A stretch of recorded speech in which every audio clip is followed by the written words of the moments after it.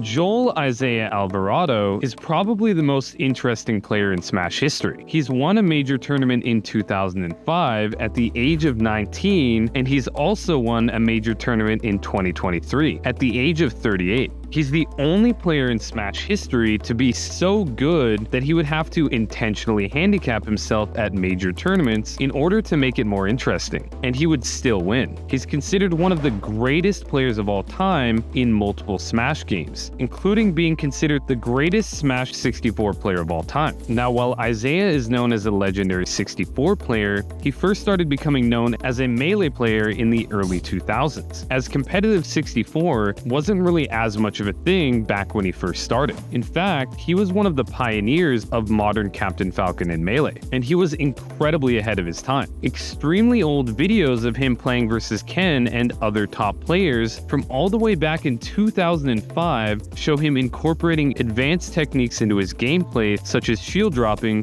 ASDI, SDI, ledge dashing, and even Hax dashing, technique which was literally named after Captain Falcon player Hax, and he did this 7 years before it was even called Hax dashing. While commonplace now, these techniques weren't widely used at all until way after 2005. But despite his clear talent for Melee, Isaiah didn't really care or have the motivation to be the best. In fact, he's basically the Smash pioneer for what is now known within the community as sandbagging. Sandbagging is the act of going into a match and essentially not trying your hardest to win it, either by picking a bad character that you're not well versed with.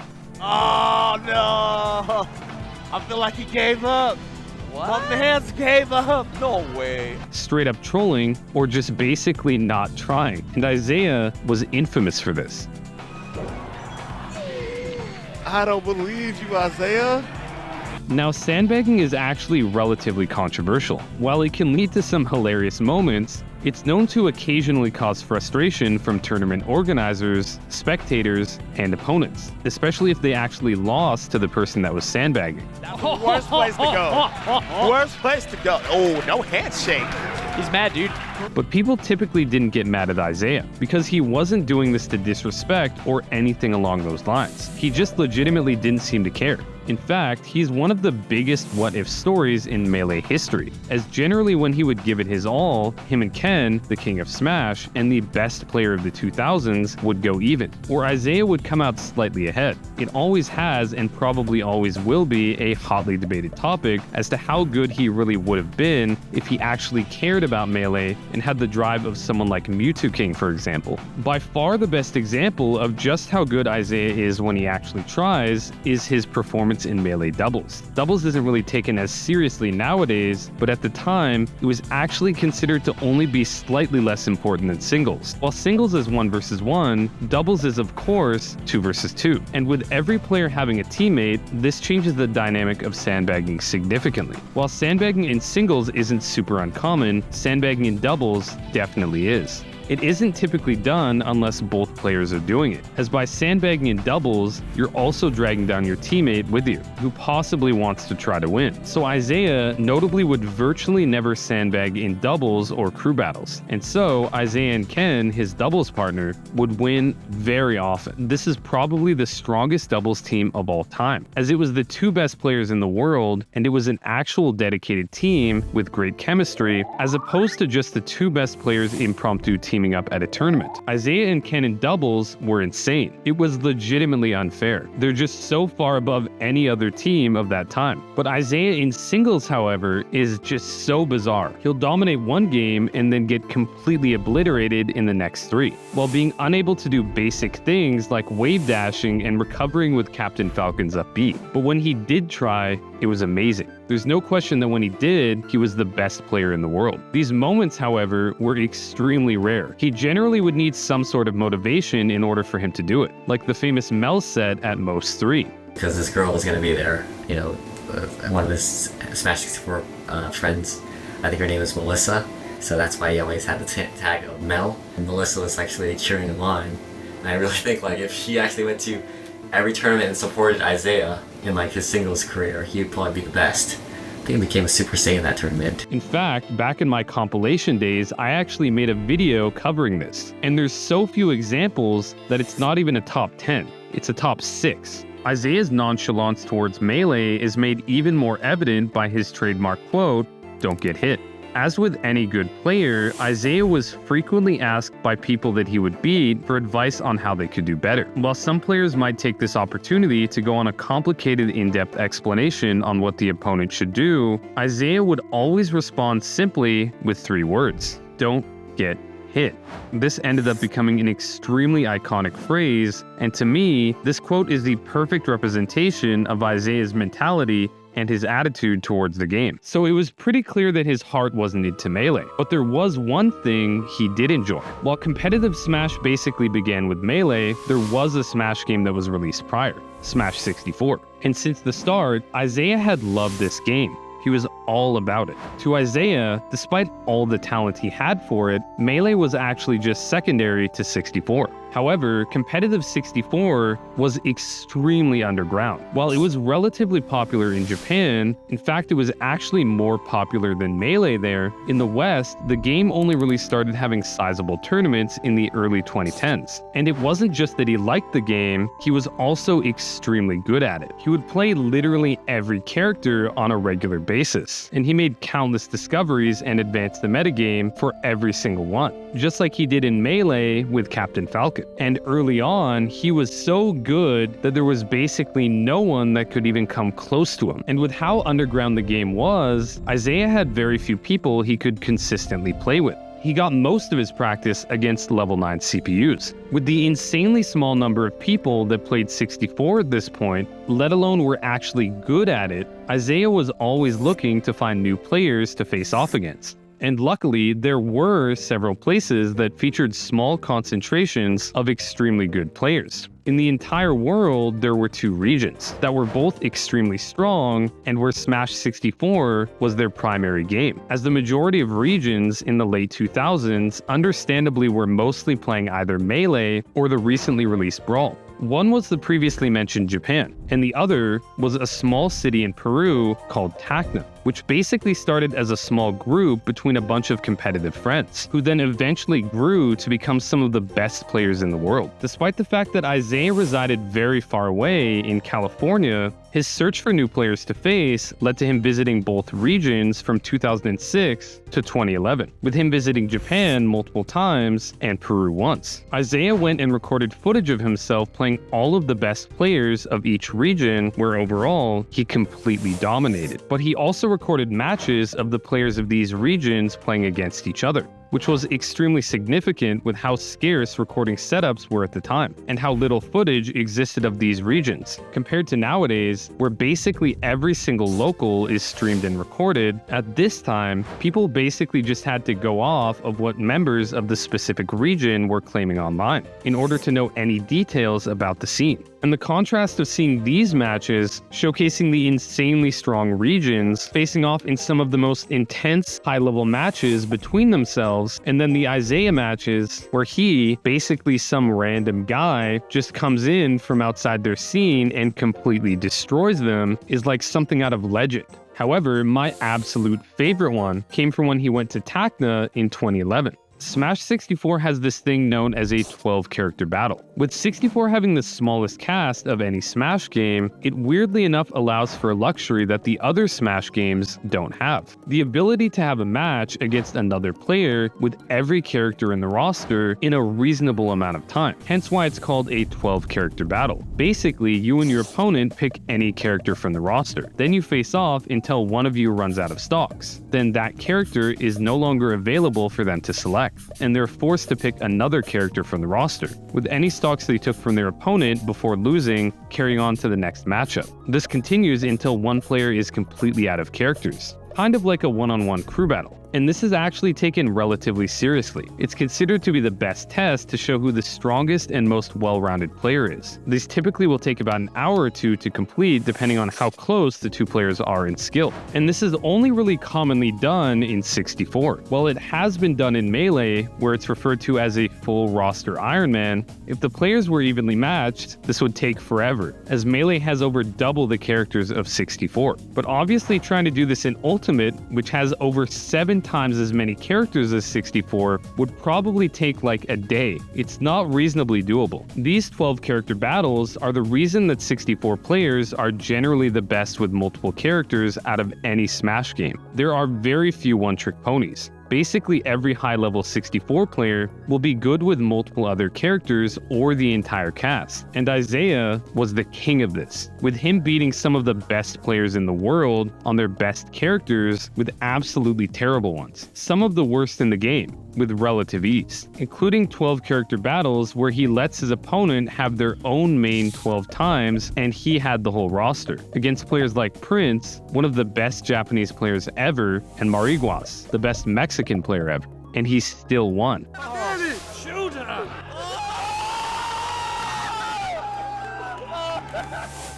Some of them He's not finishing it. Is this it? He gets rest. Oh, He does it. Pulls it out with 2 socks.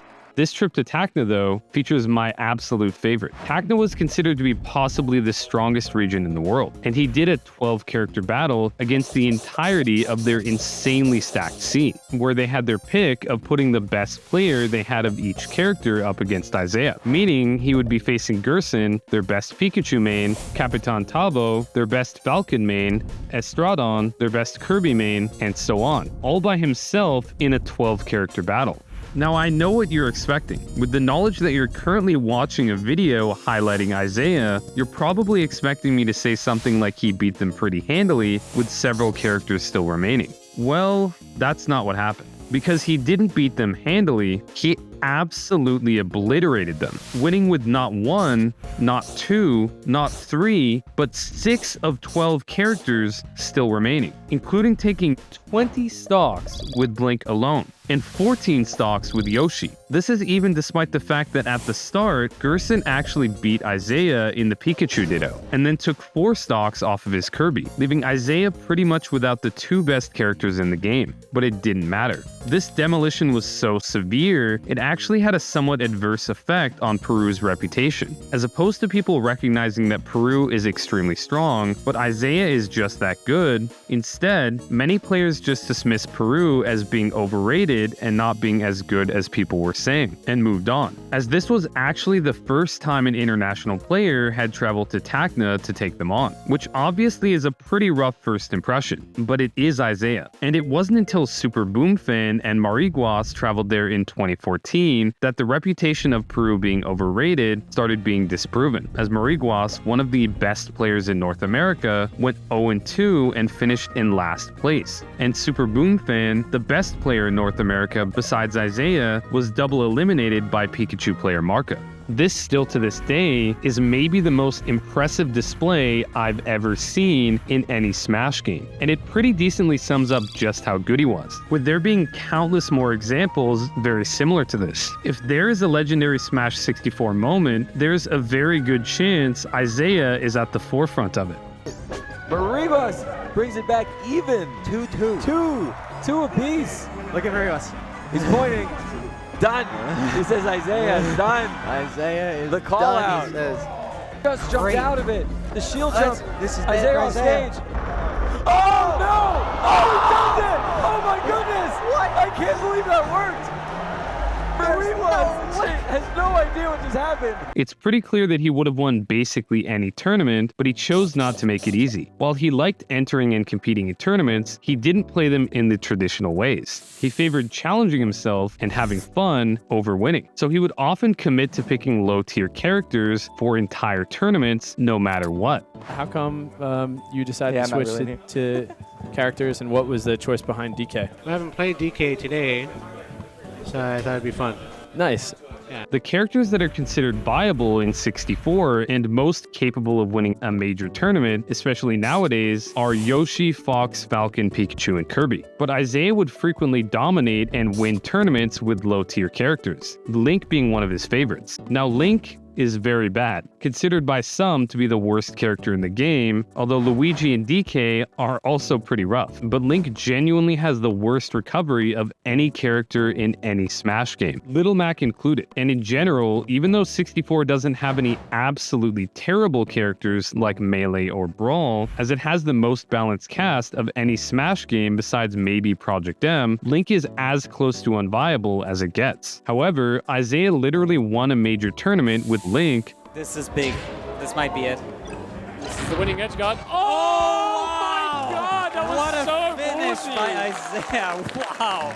Beautiful. Won Apex 2014, the biggest 64 tournament of all time at that point, with solo Jigglypuff, and placed second at the previous 2 iterations of Apex with Mario and Link respectively. Now, Isaiah didn't just handicap himself with his characters, he also handicapped himself with his stage selections. See, these early Apex events are the first times top Japanese players traveled to North America to attend a major tournament. Despite how strong Japan was, they did have one massive weakness, and it all came down to how they played the game. To say that the way they played 64 in Japan was different to North America would be a huge understatement. In North America, until about 2015, they played tournaments with 4 legal stages, double elimination, meaning you had to lose once in winners and once in losers to be eliminated, with sets being best of 3, sometimes best of 5 later on in the tournament. However, in Japan, they played with only 1 legal stage, Dreamland, and single elimination, meaning if you lost once, you're out of the tournament, with sets being best of 1, meaning you and your opponent face off in one game, and the winner of that game progresses in the tournament, although Grand Finals was often best of 3.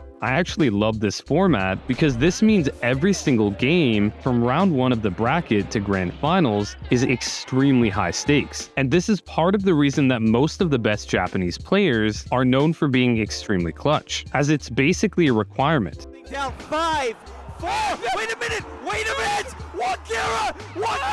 He steals it. He steals it from Dexter. And if the rule set wasn't enough, Japan also played on a version of the game that was vastly different, with the US version being released 3 months after it, and having a ton of changes. Similar to how until the late 2010s, Melee was played on both the NTSC and PAL versions of the game, depending on which region you were in. Some changes between these 64 versions weren't so significant, but others were extremely significant. And it's even harder to escape combos, something 64 is already infamous for, because DI is much weaker. They also made widespread changes that impacted the strength and viability of every character. Ness is considered significantly stronger in the Japanese version, for example, so the difference in the game and the rule set would obviously be very jarring for any Japanese players. Isaiah, however, was a true gentleman. Even though he notably loved Hyrule Castle and would almost always counterpick to it, when he would face Japanese players, he would always counterpick to Dreamland. At Apex 2013 in particular, Isaiah, playing Mario, faced off against Japanese Kirby player Kikoshi in winners and grand finals. And across the 10 games they played, every single game was played on Dreamland.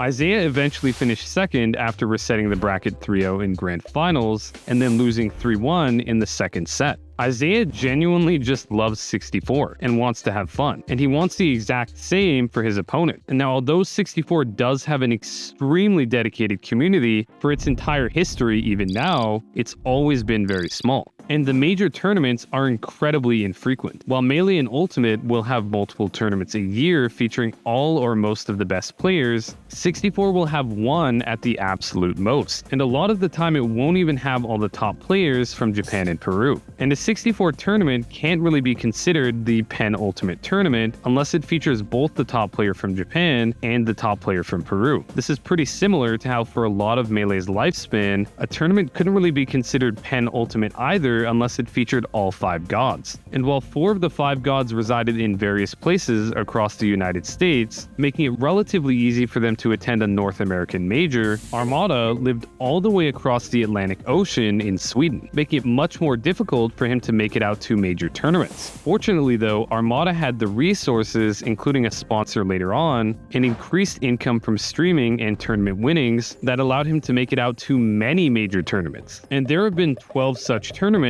with all 5 gods in attendance. 64, however, has never had that luxury. The massive distance between the best regions and the infrequency of the major tournaments, there have been very few tournaments that actually feature all of the best players. It's incredibly expensive to travel from Japan or Peru to the United States, paired with the fact that there's basically no money in being a 64 player, and in Japan, there is literally no money in it, as due to Japan's anti-gambling laws, Japanese 64 tournaments are not allowed to have prize pools. So these players generally either need to pay out of pocket or be crowdfunded, and there have been very few of these tournaments in 64's lifespan. In fact, it's only happened 4 times in the history of 64, all being in recent years, and all being at the major tournament Super Smash Con. The first 3 were won by the top player in Japan that respective year, but the 4th was just last year. See, we've now reached the modern era of 64. Times had changed. The level of competition and skill for 64 had increased massively, especially in North America. It wasn't just Isaiah on top by a massive margin anymore. You even had new age players like Wizrobe actually competing and winning major tournaments. This is so intense. We win there. This is a Here particular we go. reason here. Here we go. Oh my God, this is it. That's it. Oh, Wizrobe takes the Inca Fest. Awesome. That was amazing. And there were players like Super Boomfin that just looked borderline unstoppable by anyone that wasn't either Isaiah, Japanese, or Peruvian. And Isaiah was now a 38-year-old married, grown-ass adult, very far removed from the teenager he was when he first started. But even despite all the time that had passed, his love for 64 still persisted. And with the level of play increasing so significantly, he actually decided to try, marking several tournaments where he would play exclusively high-tier characters and legitimately try to win. Until that is gonna do it. With Isaiah. a 4 stock. 3-0 over Prince. First making it to 3rd place at Super Smash Con 2022, one of the 4 previously mentioned tournaments that featured both the top player from Peru and Japan, where he was eliminated in Game 5 of Losers Finals by Chilean player Nax. Gets it up. Huge combo, and that's going to be it. Next takes it with the 3 stock. These tournaments are an interesting experience. Isaiah clearly is giving it his all. He's actually showing legitimate emotion, shaking his head when he makes a mistake, and showing actual excitement when he gets a big win. This is pretty far from what his reaction used to be back in the day when he would achieve big wins, or when he would suffer losses. But he survives anyways. Oh, he's dead. Koshi has done it.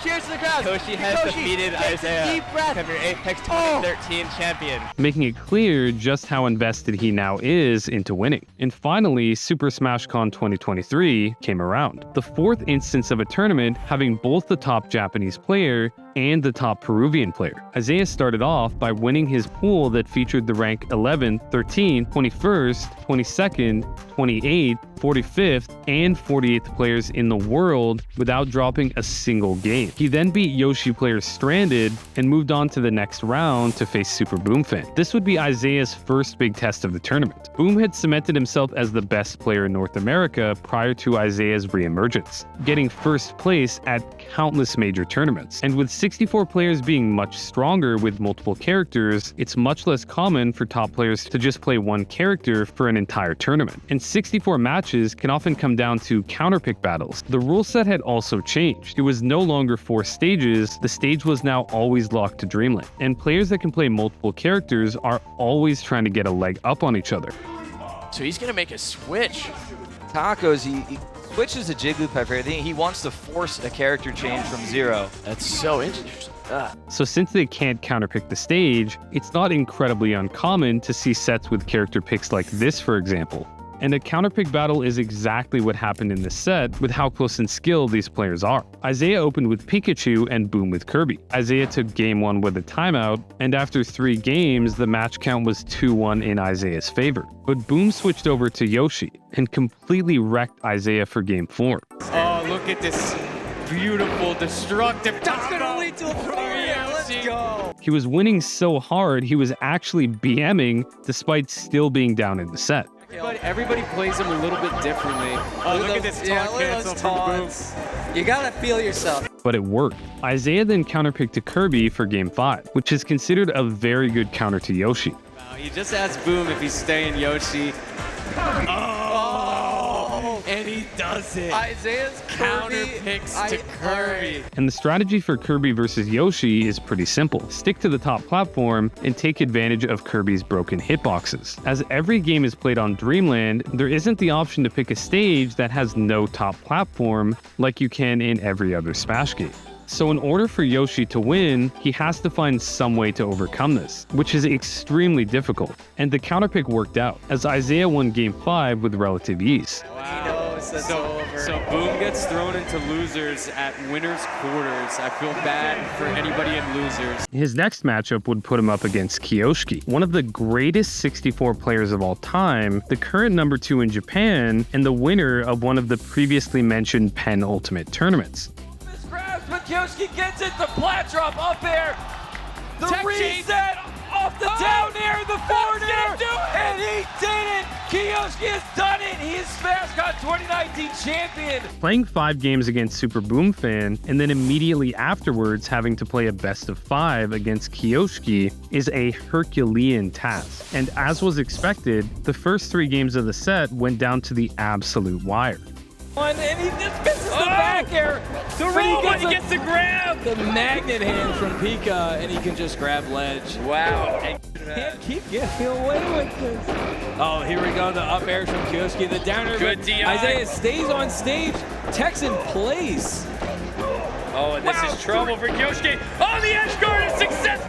Getting up there in percent. A grab might do it. A back air is a ledge so close. Let's see if we can get an edge guard here. He hits him with the thunder shock and a forward smash. Isaiah 3-0! Isaiah clutched out every single game on the last stock to take the set 3-0. This put him in winners finals against Kuraba, the previously mentioned number 1 in Japan. This would be his toughest matchup. Kuraba was definitively the number 1 player in the world, and he was the winner of the previous Super Smash Con. Now, while Isaiah had the Kirby counterpick for Yoshi, Kuraba's Yoshi was a whole different monster, as he is a Yoshi solo main, and the 2 best Kirby mains of all time were Japanese, and he has experience with both of them. And even just 1 round earlier, Kuraba had solidly 3-0'd Nax, one of the best Kirby players in the world. Isaiah stuck with Kirby, and from the very start, Kuraba had solid control of the game. He was turning every single opening into a stock.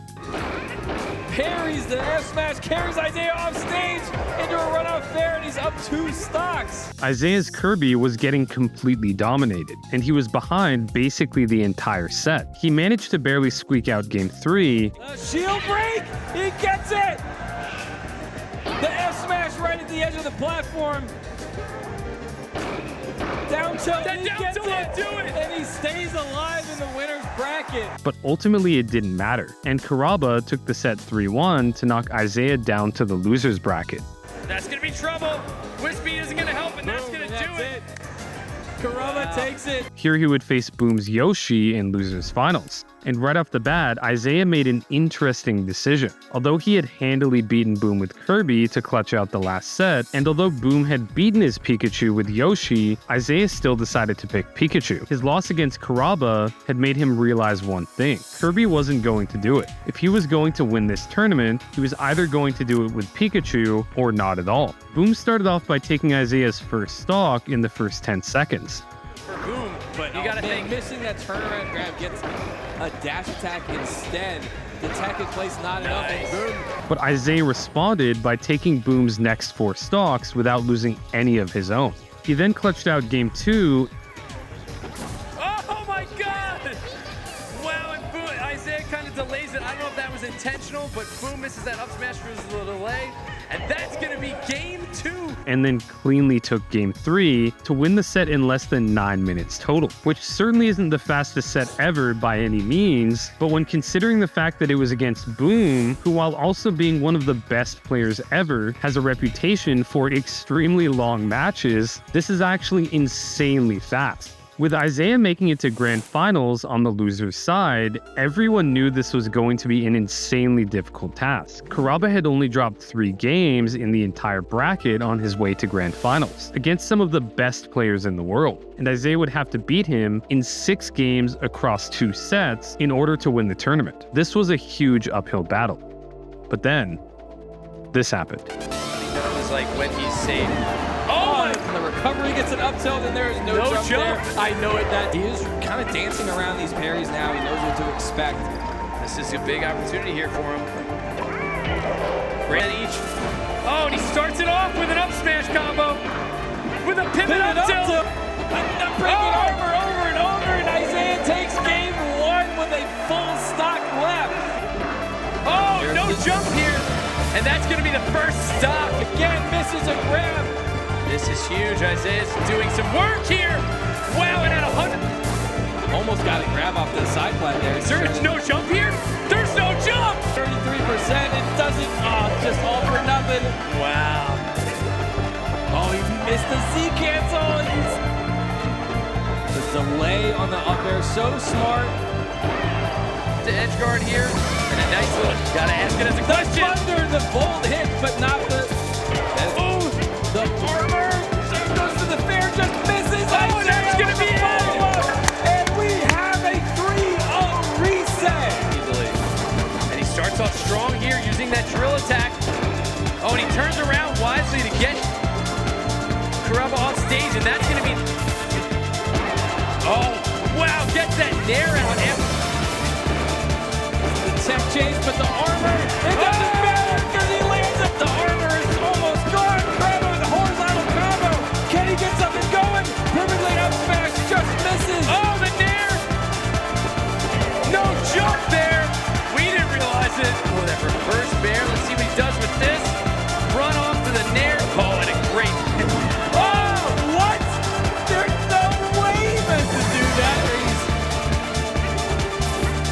Oh, that slow fall. Kuraba bites and goes for that. Oh my God! Kuraba goes for that up here. Having so much success. What spacing to avoid that DJC bear. Target might be the greatest coach of all time. And that will do it to get that grab. And oh, the get up attack. Down air. And the stage cover on the Hedgehog. To Wisdom in winner's quarters to beat him. Just these No jump. smothering edge guards. He's got the jump at the up air, takes it away. He gets it back when he lands. The back air breaks over, but the sacrifice from Kuraba is not enough. 6-0 sweep against the guy that beat him. Oh, and he went. He lost the jump. That's it. Isaiah completes the 6-0 sweep and takes his first Smash Card championship and is back on top of the Smash world. Oh, we can all